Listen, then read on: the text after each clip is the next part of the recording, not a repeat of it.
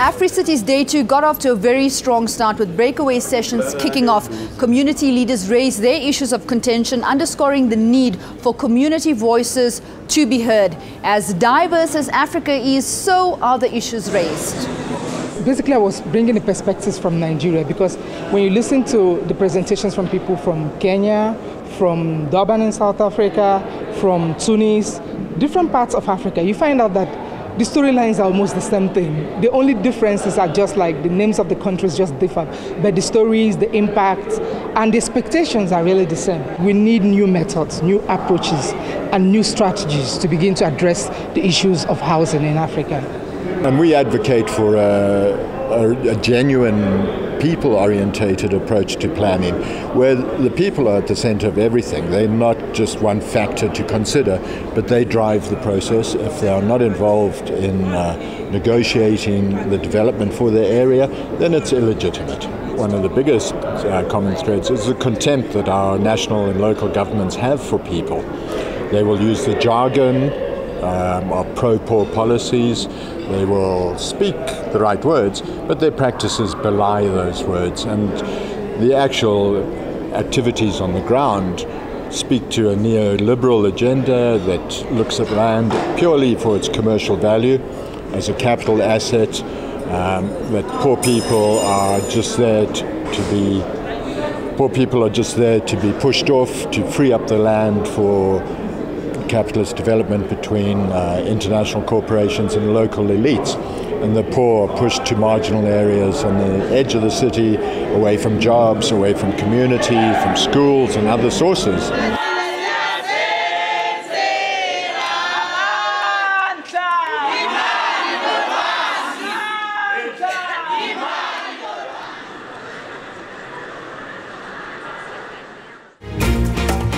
Among the 20 or more breakaway sessions underway, there is one in particular that focuses on public sector delivery. Here, issues were raised specifically around the accessibility of water and energy, as well as the development of public transport. We promote the non-revenue water program.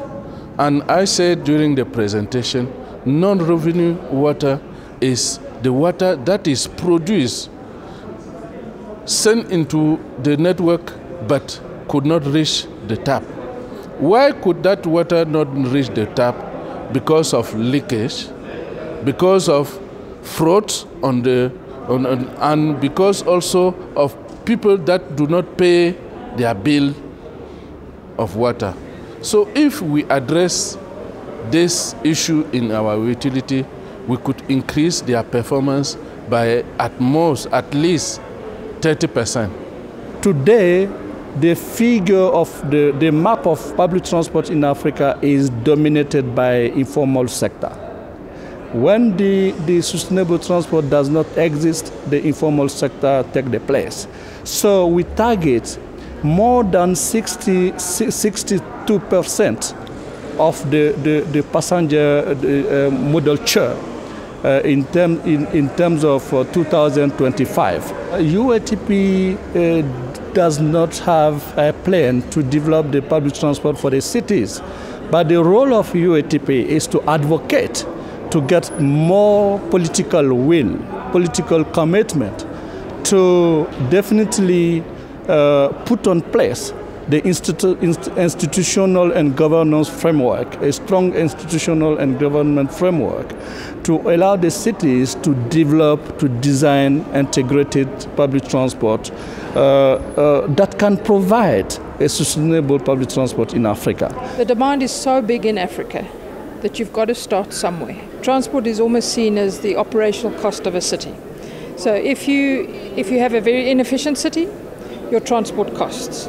People have to be mobile, and it's not just about public transport. It's private car, non-motorized transport, which is walking or cycling, as well as freight transport. So if your city doesn't function correctly, essentially your economy doesn't function, and there's very difficult for movement. So, and to go back in terms of the citizen of a city, is that they need to get access to opportunities, to school, to economic employment. So it's very important that transport actually works with the development scenarios to make sure that there's viability and efficiency within your transport system.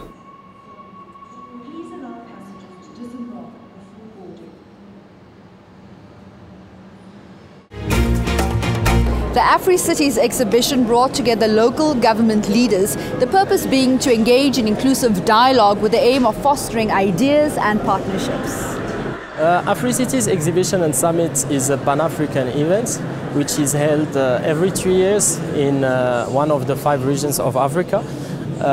This year we have the advantage to organize this exhibition in South Africa, in Johannesburg. So our objective in this exhibition is to mobilize a large number of companies, cities and local governments, organizations, NGOs, associations, which will share their experiences and make partnerships. We come here to learn about many tools that make us bring good projects or projects that brings positive impact to the people.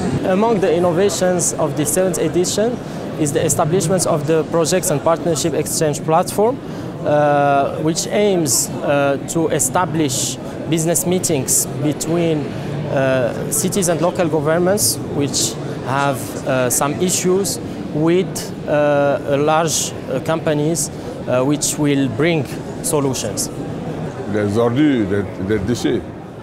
In Ivory Coast, waste management is government business, which makes the situation difficult.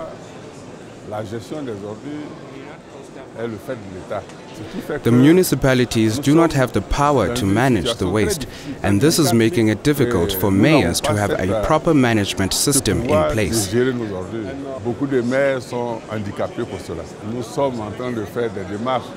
are many mayors that are from South Africa. There are many models, and we are looking at that and seeing which model is suitable for us. Et nous sommes en train de voir le modèle qui peut nous convenir, nous, chez nous. Alone we can't do nothing. When we are together, I believe that we can reach the goal that we are talking about. Because now we're still talking about poverty. So if we want to fight against poverty, we must be united and identify the good projects to bring the positive impact to the people.